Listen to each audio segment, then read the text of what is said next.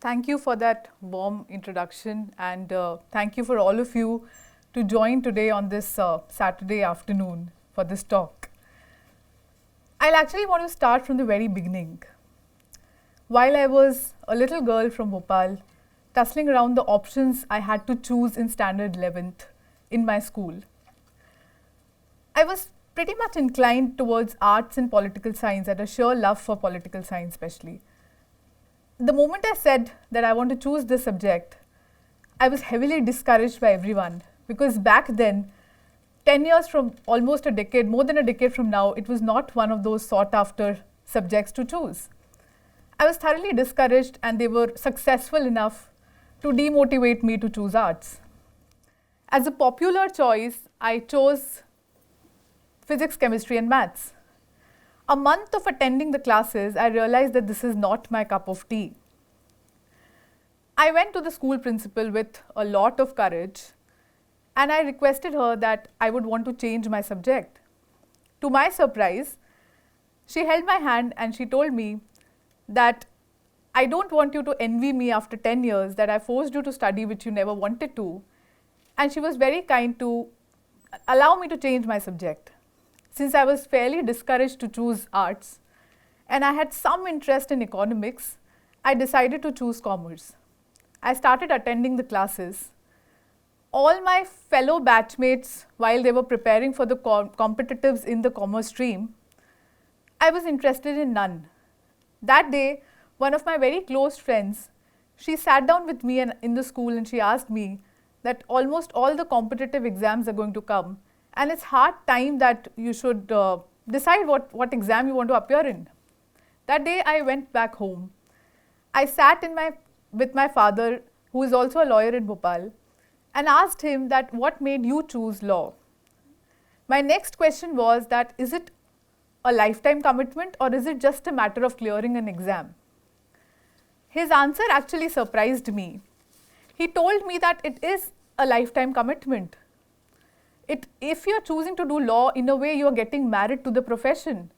It will require a lot of dedication, a lot of hard work. So you have to be very certain before you make this decision. My next question to him was, is it too engrossing? To which he said, yes it is, but eventually if you fall in love with law, you will not call it as engrossing. With these thoughts, I somehow made my mind by morning that I would want to pursue law. I joined CLAT coachings and I was in the coaching for a month preparing for the CLAT examination. However, life had its own ups and downs. My mother was severely ill and doctor had suggested a complete bed rest for a few months. I was at that time completely shattered. I was in the school but not there, in the CLAT coaching but not there. I went to the coaching somehow for a month, but then I realized that this is not happening and I'll do my own preparations at home. Then next year came the board exams. With hardly a month of preparation, I fairly scored a good score. And after that came the CLAT examination. I appeared in the CLAT, but I pretty much was certain that this is not going to be my best performance. To my surprise, also the CLAT result came. I still remember I was sitting with my younger brother, in front of the computer screen when the results came. And to my surprise, I got into a very good national law school. And to my surprise also, I was not very happy seeing that result because suddenly the thoughts came in my mind that I'll have to leave my mother alone in this condition and shift to totally a new city. And that time, I think at that younger age, I took a very big decision and a bold decision when I told my brother that, listen, let this be a secret and you promise me that you're not going to disclose it to anyone. And I mean, it was a secret until very recently and he didn't disclose it to anyone. Next day, I went to my parents and I told them that let me take an admission in any law college in Bhopal. I took an admission in Bhopal University. The first day in the college was not as fancy as I would have imagined. Majority of the people were preparing for the judicial service examination, and by majority here I would say 90% were preparing for the judicial service examination. I joined the folk. I also started preparing for the judicial examinations. After few days of doing it, I was not very contented. Thoughts came in my mind that it is too early to decide what I want to do. I would want to experiment more. I would want to learn more, which is what drew my attention to litigation. And I started to search for renowned chambers in Bhopal where I could get good and diverse trial court experience. I applied in one of those chambers for a trial court internship, and I got into there, and I loved the work there. I loved reading the court files. I loved attending the conferences. At the end of that month, I requested the senior lawyer there that I would want to continue my work for one more month. He allowed me to do so. That initial 1 year, I had fair amount of trial court experience. And I somehow knew that I am liking litigation, but I didn't knew, like it was too early to decide what I eventually would do. I also kept on doing a lot of moot courts, research papers all throughout. But there was no placement committee, there was no moot court committee in the college. So it was all an independent and a wholesale effort that I was putting in. Then I wanted to get some High Court and Supreme Court exposure, for which I started to apply for places in Delhi for internship. One day, I was very fortunate to get my internship application confirmed with the then Solicitor General. I came down to Delhi for interning under him. It was an extremely enriching experience. While I was interning with him, I also decided to do my summer internship, and I applied with a sitting Supreme Court judge. By that time, my CV was also, I had developed my CV to an extent that no one would have just not considered it. I was fortunate to get into an internship with the sitting Supreme Court judge as well. Experience with him was also revolving. Then came a chapter in my life which was revolutionary, which I would say I was fortunate to get the internship confirmed with the maverick and the legend, Mr. Ram Jethmalani. While I joined, I still remember the sunny Delhi afternoon. While I joined his chamber, I was waiting for him to be back from the court. Then I heard a roaring voice from his chamber, and I realized it's him. With a lot of courage, I went inside his chamber to meet him. I saw him reading his brief.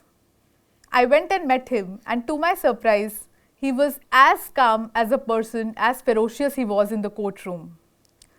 There was so much to learn from him. I still remember the first research proposition he gave it to me.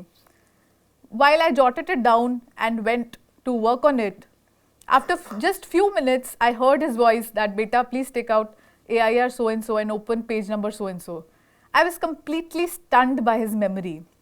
There was so much one could learn just by observing him read, observing him make his own notes in a small notebook, observing him write his own cross-examination questions when he had to cross-examine a witness next day, observing the way he used to handle clients. There was just so much to learn from him.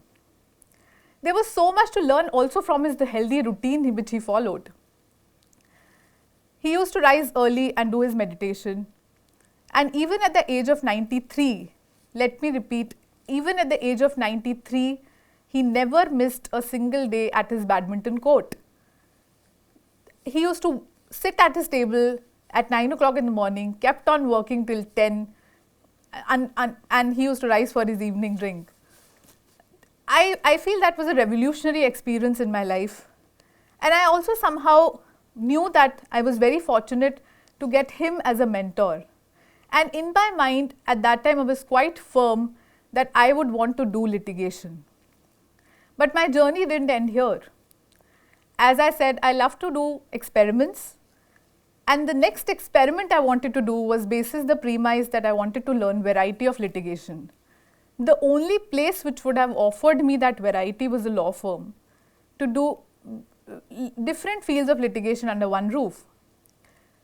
But again, I was from a non-national law school. Getting into one of the tier 1 firms was typically very difficult. But again, I chose to apply in one of the leading law firms. It was just a shot. It was a shot in the dark.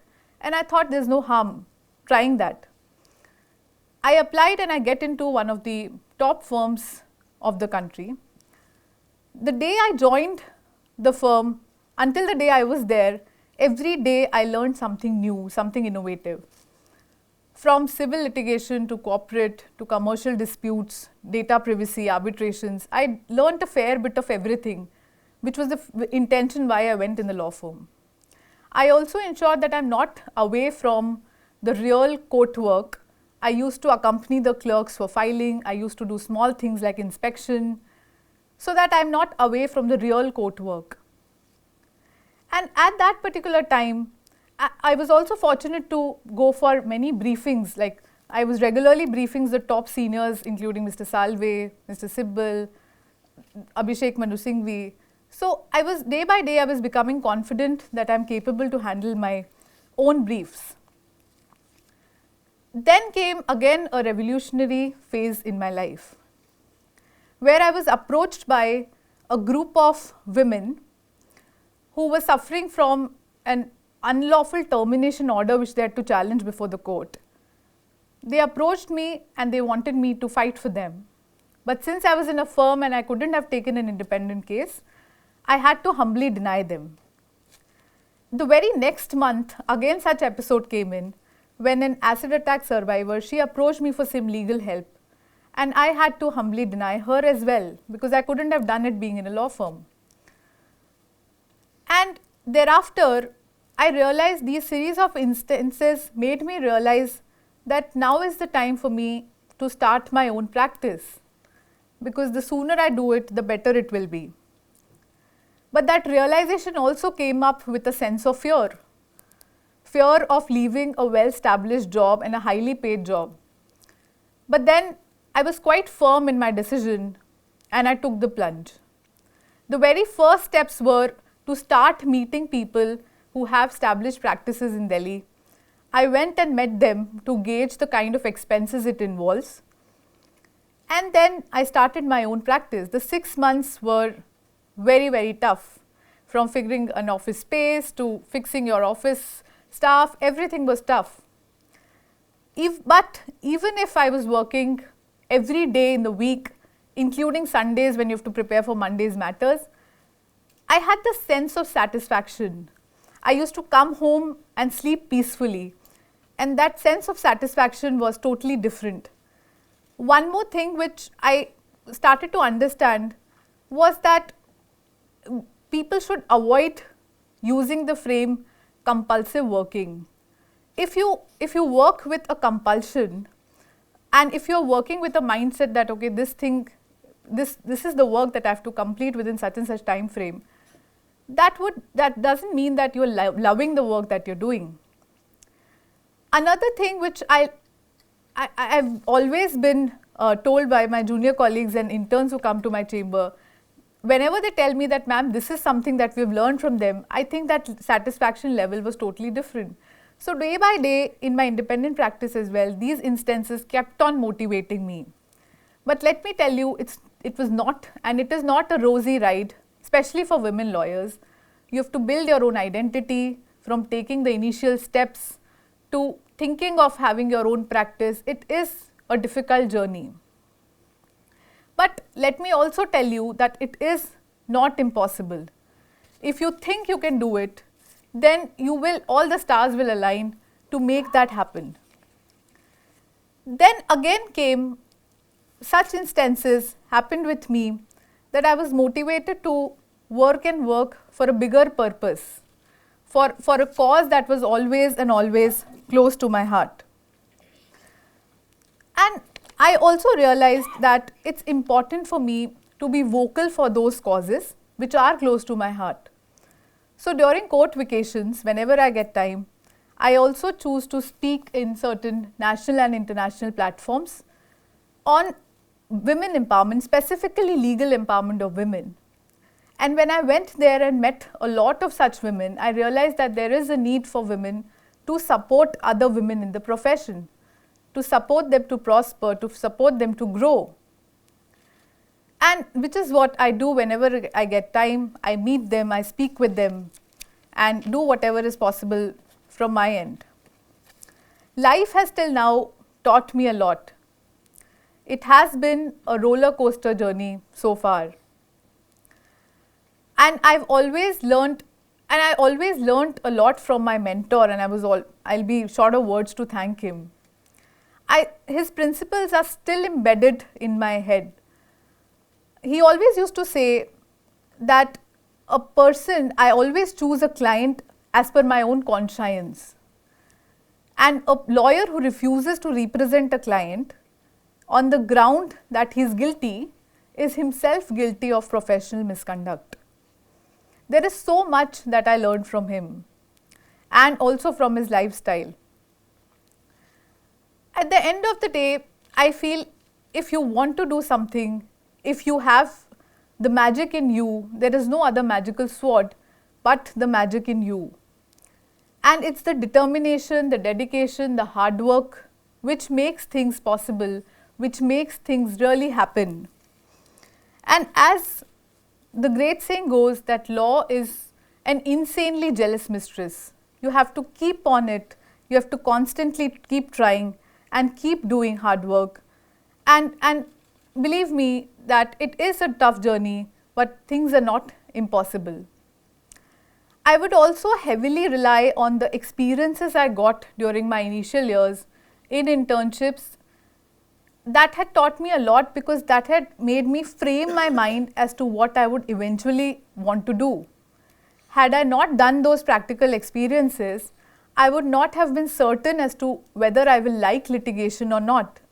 And I've seen so many examples of people picking up a profession or a choice and after 10 years leaving it because they eventually realize that this is not what I would eventually want to do. And therefore, these internships are the best ways to understand the mindset and to understand what you want to do. And as the great saying goes, you are braver than you believe, you are stronger than you seem, and you are smarter than you think. So I would tell everyone and urge everyone here to risk it and steal it. It is possible. Thank you.